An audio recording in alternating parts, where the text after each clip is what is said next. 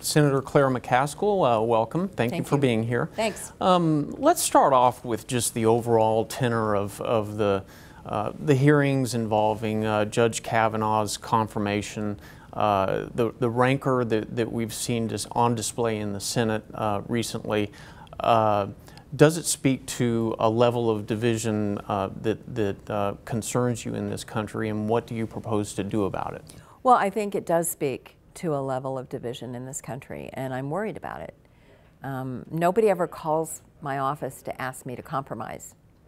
And no one ever writes me and says, gosh, Claire, I'm really glad you were part of that bipartisan compromise.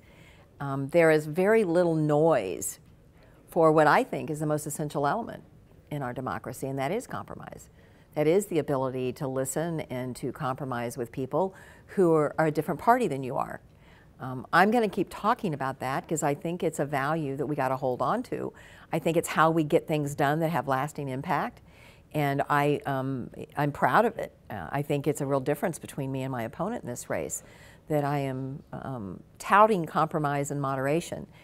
We haven't heard those words from him. How do you get the general public to cheer compromise and middle-of-the-road solutions? It's something that editorially we tout all the time. We're big supporters of centrism, and it just doesn't seem to resonate. Why is that? Well, people who feel really strongly about something are the most likely to engage on that subject. So you're going to have the people who feel very strongly about a given issue on one side or the other, always making the most noise. So a lot of it depends on who you elect. Are you willing to elect someone who's willing to take a little heat from the base of their party in order to compromise and make meaningful change on complicated public policy problems? Part of the issue here, Todd, is that many of the things we need to fix aren't fixed by a phrase, aren't fixed by a 30-second soundbite. They're certainly not fixed by a tweet.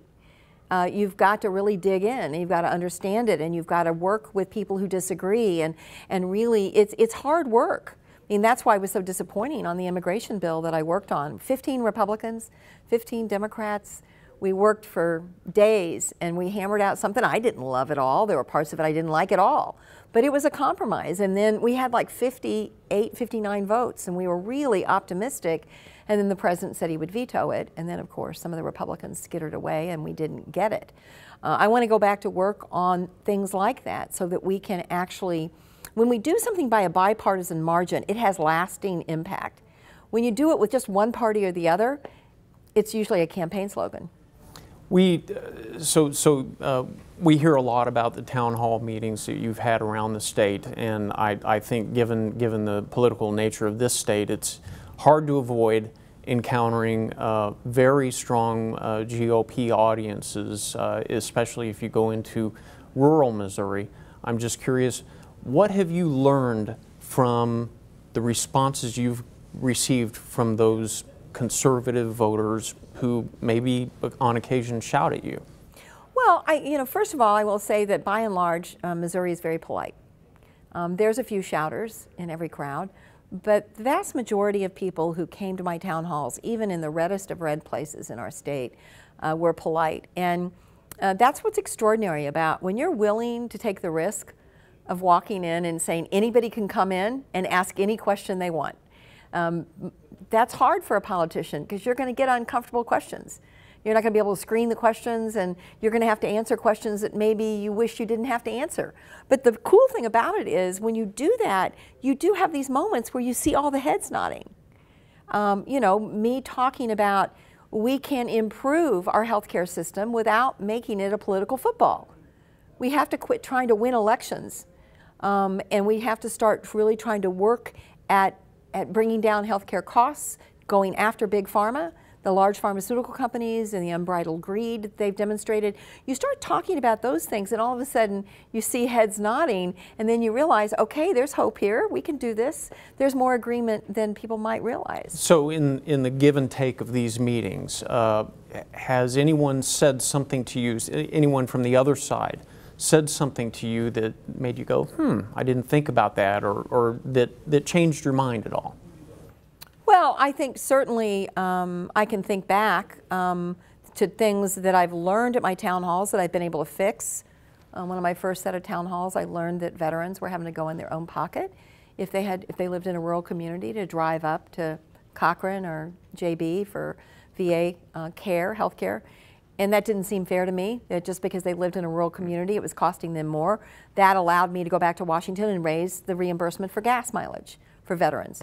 I certainly think that I listened about the Keystone Pipeline to a lot of people. You know, there were people that just said, hey, you shouldn't do this, but in a lot of my town halls, there was this sense, if it's going to be built anyway, why not have it come through the United States and get the jobs? Because it's not like the oil's not going to come out of the ground. That made sense to me. So there have been moments where I've had town hall discussions that have impacted my work directly. Now, your opponent offers voters an opportunity to strengthen the conservative majority in the Senate. I'm just curious what you offer to voters that your opponent can't.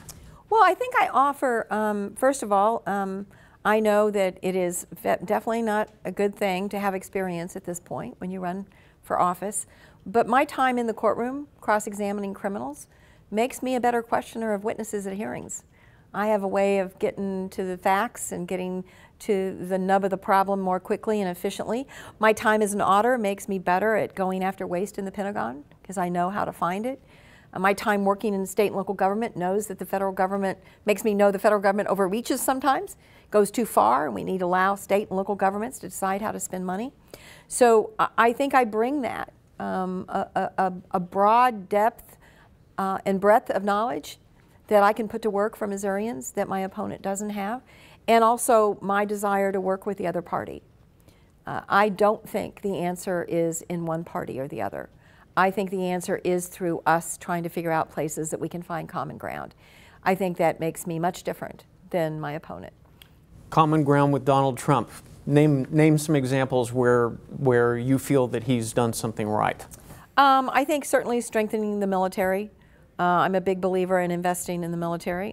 Some of my party doesn't like it, that I feel that way, but the advancements we've made in technology have made us very strong and powerful and protected.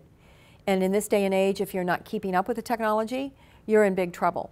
And so, especially as we get into cyber warfare, it's really important that we are on the cutting edge of the technology. I think he has been good about that. I think some of his appointments, I certainly think that Jim Mattis was a very good appointment as Secretary of Defense. I would love to work with him on infrastructure. I think that's something that I hope Missourians agree to put more resources in our infrastructure here in Missouri in the ballot in November. My opponent has refused to say how he's going to vote on that. I think we should support that so that we can, that's how you get companies to locate Missouri, is making sure they can use our natural asset, which is our central location, by having good roads, bridges, and locks and dams on our rivers. I'd love to work with President Trump on that. I think we could agree on a lot on that. For some reason, they thought it was more important to do what I thought was a giveaway to very wealthy people in terms of the tax bill, rather than get to infrastructure. If I would have had a chance to give the president advice, I would have said you should have done infrastructure before you did the tax bill. All right. Senator Claire McCaskill, thank you very much. Thanks.